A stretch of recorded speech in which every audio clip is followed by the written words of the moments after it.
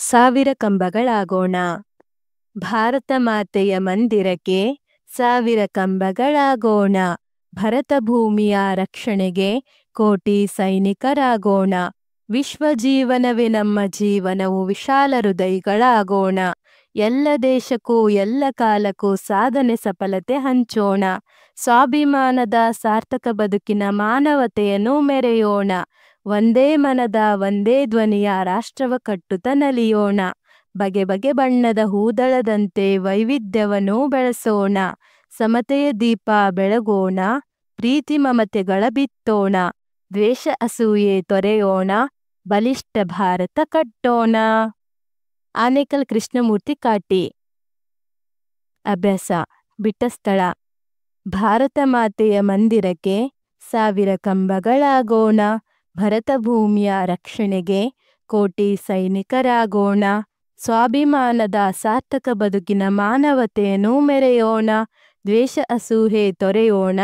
ಬಲಿಷ್ಠ ಭಾರತ ಕಟ್ಟೋಣ. ಪದ್ಯದ ಸಾಲುಗಳನ್ನು ಪೂರ್ಣಗೊಳಿಸಿರಿ. ವಿಶ್ವ ಜೀವನವೇ ನಮ್ಮ ಜೀವನವು, ವಿಶಾಲ ಹೃದಯಗಳಾಗೋಣ. ಎಲ್ಲ ದೇಶಕ್ಕೂ ಎಲ್ಲ ಕಾಲಕ್ಕೂ ಸಾಧನೆ ಸಫಲತೆ ಹಂಚೋಣ. ಒಂದು ವಾಕ್ಯ: ನಾವು ಯಾವಾಗ ವಿಶಾಲ ಹೃದಯಗಳಾಗುತ್ತೇವೆ? ನಾವು ವಿಶ್ವ ಜೀವನವೇ ನಮ್ಮ ಜೀವನ ಎಂದುಕೊಂಡಾಗ ವಿಶಾಲ ಹೃದಯಗಳಾಗುತ್ತೇವೆ. ಎಲ್ಲ ದೇಶಕ್ಕೂ ಎಲ್ಲ ಕಾಲಕ್ಕೂ ಏನನ್ನು ಹಂಚಬೇಕು? ಎಲ್ಲ ದೇಶಕ್ಕೂ ಎಲ್ಲ ಕಾಲಕ್ಕೂ ಸಾಧನೆ ಸಫಲತೆ ಹಂಚಬೇಕು. ನಾವು ಯಾವ ಬಗೆಯ ರಾಷ್ಟ್ರವನ್ನು ಕಟ್ಟಬೇಕು? ನಾವು ಬಲಿಷ್ಠ ರಾಷ್ಟ್ರವನ್ನು ಕಟ್ಟಬೇಕು. ವೈವಿಧ್ಯವನ್ನು ಯಾವ ರೀತಿ ಬೆಳೆಸಬೇಕು? ವೈವಿಧ್ಯವನ್ನು ಬಗೆ ಬಗೆಯ ಬಣ್ಣದ ಹೂದಳದಂತೆ ಬೆಳೆಸಬೇಕು. ನಾವು ಏನನ್ನು ಬೆಳಗಬೇಕು? ನಾವು ಸಮತೆಯ ದೀಪವನ್ನು ಬೆಳಗಬೇಕು. 2-3 ವಾಕ್ಯ: ನಾವು ಭಾರತ ಮಾತೆಯ ಮಂದಿರದಲ್ಲಿ ಹೇಗೆ ವಿಶಾಲ ಹೃದಯಗಳಾಗಿ ಬಾಳಬೇಕು?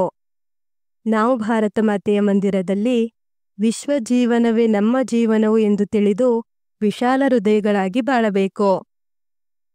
ಪ್ರಸ್ತುತ ಪದ್ಯದಲ್ಲಿ ನಿಮಗಿಷ್ಟವಾದ ವಿಚಾರವನ್ನು 3 ವಾಕ್ಯಗಳಲ್ಲಿ ಬರೆಯಿರಿ. ವಿಶಾಲ ಹೃದಯಗಳಾಗೋಣ. ಪ್ರೀತಿ ಮಮತೆಗಳ ಬಿತ್ತೋಣ. ಬಲಿಷ್ಠ ಭಾರತ ಕಟ್ಟೋಣ.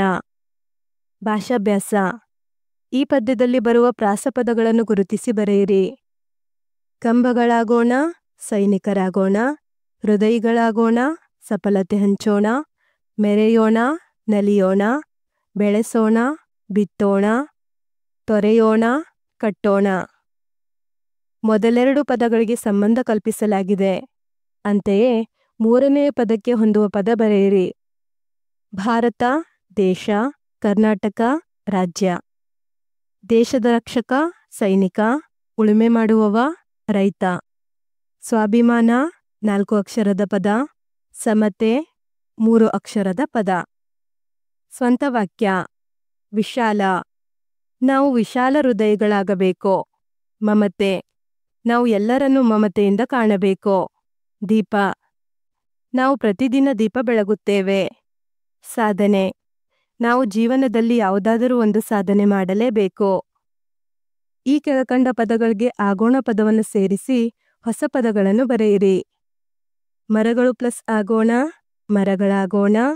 ಕಂಬಗಳು ಪ್ಲಸ್ ಆಗೋಣ, ಕಂಬಗಳಾಗೋಣ. ಗಿಡಗಳು ಪ್ಲಸ್ ಆಗೋಣ, ಗಿಡಗಳಾಗೋಣ.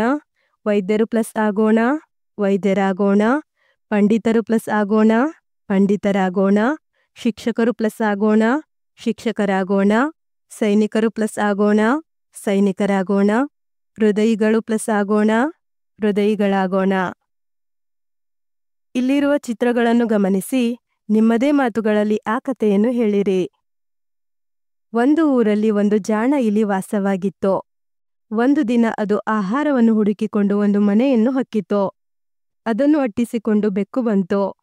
ಜಾಣ ಇಲಿ ಅಲ್ಲಿಯೇ ಬಿದ್ದಿದ್ದ ದುರ್ಬಿನ್ನನ್ನು ತನ್ನ ಮುಖದ ಹತ್ತಿರ ಹಿಡಿಯಿತು. ಬೆಕ್ಕಿಗೆ ಇಲಿ ತನಗಿಂತ ದೊಡ್ಡದಾಗಿ ಕಾಣಿಸಿತು. ಬೆಕ್ಕು ಭಯದಿಂದ ಓಡಿಹೋಯಿತು.